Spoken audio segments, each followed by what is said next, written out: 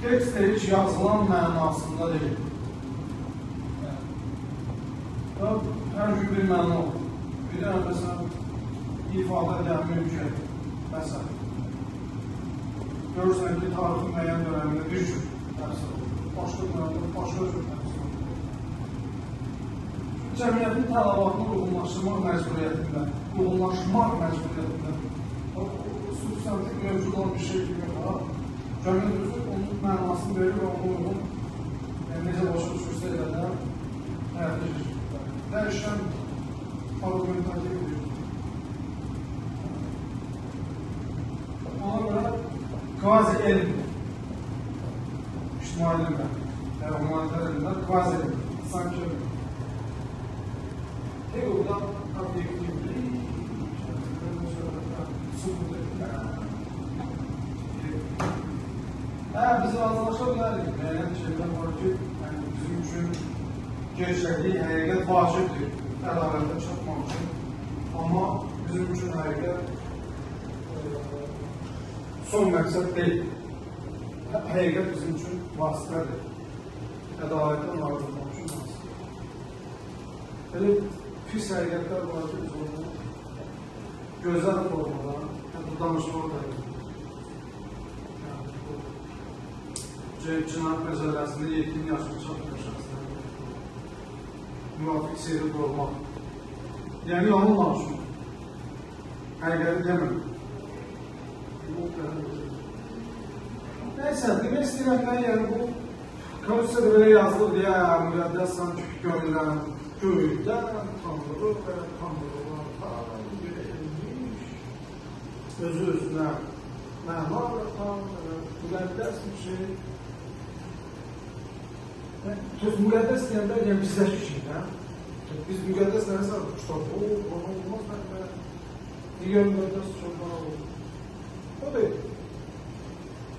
O, insanlar arasında olan ən mühüm ictimai münasibətlər, daha mühüm ictimai münasibətləri nizama salmaq üçün, göndərmək üçün alətdir.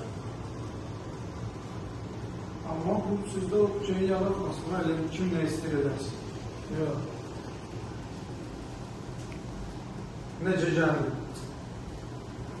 Axı, onun əsas təyinatı var. İnsanlar arasında olan münasibətləri nizamlamaq. Bu, nizamlamadınsa, yön vermədinsə, insanlar arasında olan münasibətlər, hüquq vasitəsilə, o öz funksional təyinatı yerinə yetirməyəcək. Qanunun qəşəng məhkumu, gözəl cümlələr, nə desəz gəlib yarışdırmaq olar, amma hüquq olur. O hüquq çünki həmən o insanlar arasında bu münasibəti nizamlamaq onun təyinatı.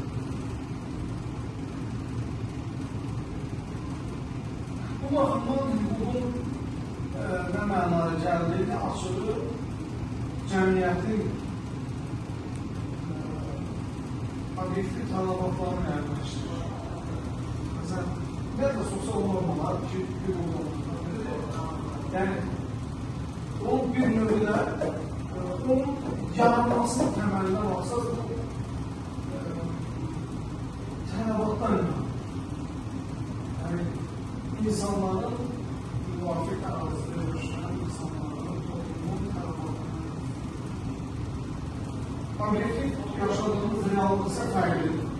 Məsələn, siz daha ki, Afrika şöhrlərində yaşayırsınızsa, sizin üçün tıxac probleminin hüquqi həlli ilə bağlı nəsə bir şey yapmamıza gəlir ki, onu öz normaları yazmalara ehtiyac olmayacaq. Çünki çöllər, orada maşın yox, yol yox, məsələn.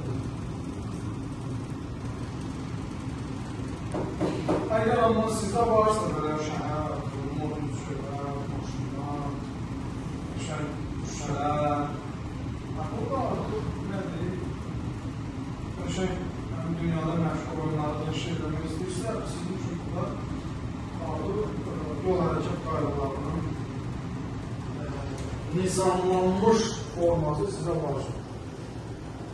Bu Afrika üçün mən adamı geridə qalmış Afrika.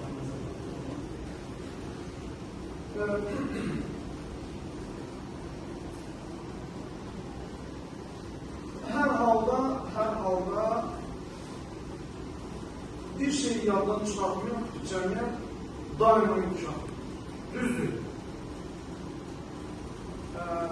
Heyvan sürüsündə olduğu gibi insan cəmiyyətində də topluluğunda da müəyyən şeylər var ki, onlar qalır. Obyektiv tələbatlar. Biz niyə bir yerdə yaşayırıq? Çünki biz qida almaq istedik. Bir yerdə yaşayanlara daha ve bir yerdə bir şey görəndə daha rahat. Cəmiyyət olaraq. Məsələn, yadlardan özünü qorumaq rahat olur. Tutaq, kimsə hücum elədirsə, özünü müdafiə. İndi bu yad, məsələn, düşmən dövlət olur və dinozavr olur. Yəni, vaxt ikən rahat. Və bir də, yəni, bir qida əldə eləmək, daha çox yemək əldə eləmək, daha çox, belə deyək, instinktiv olaraq obyektiv iki tarixini belə deyək. Qidalanmaq, müdafiə olur. Yəni, ölmək, yaşamaq üçün. Əla, amma bu, yəni, zaman bu dəyişir, ehtiyac elm olsa da tələbat fərqli olur. Doğru biz yemək məsələ, süt məsələ ölçüyük, amma biz bu ikisindən sonra artıq başqa tələbatlar meydana gəlir. Çünki su yükü. Hələ də bir şey var, bir adam bir şey istəmir. Cəmiyyətin ümumi tələbatı isə dəyişir. Mesela bu günlərin bitirmiş oldu.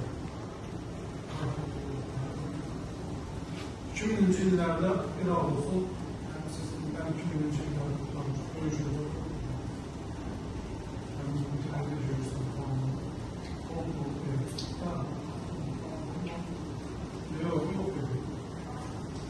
Bu kadar tez xəbərləri yaymaq, bu kadar sürətli kommunikasiya yox.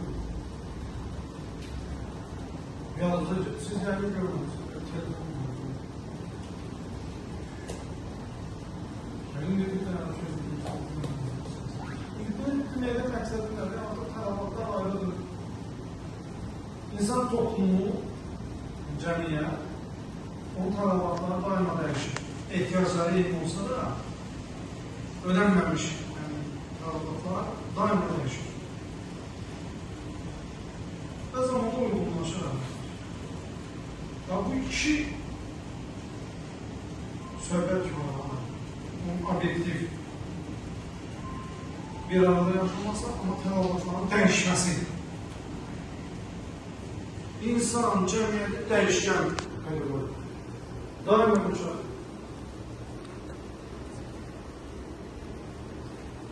Daima uçaq deyil və bu obyektiv bir şey.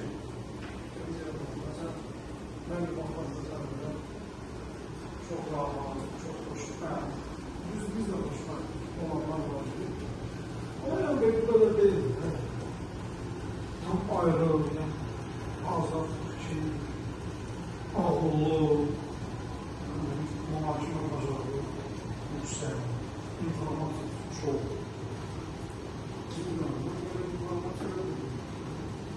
Görüşüm değil. Demek ki davalı farklı değişir. Bunun dəyişikliyi zərurət. Bunu biləsiniz ha. Niyə deyirəm? O zamanda bizim vaxtı, biz canlı olanda belə deyil. Normal bu da yəni. Sən keçmişdə yaşamışsın. Bundan bu dəyişir. Və bunun qarşısını almaq mümkün deyil. Bu isə, bilirsiniz, o həmən dediyim o cəmiyyətin obyektiv kategoriyası olan dəyişikliyi, böyükdə dəyişikliyi. Neyse bu xeyli fəlsəfələr deyil, söhbət sağlayın. Ama bu, bak, mesela, indi çok lənk dəyişən konstitusiyalar var, sərt konstitusiyalar var. Əgər yalnızda var. Ölkələr artıq oldu, sərt konstitusiyalar var. Bu dəyişmək çətindir. Ama hər dəfə sürətlidir. Hər sürətlidir, çox tez dəyişir. İctimai münasibətləri, əhəmiyyətli Napolyondan bəri, var ki, bizdə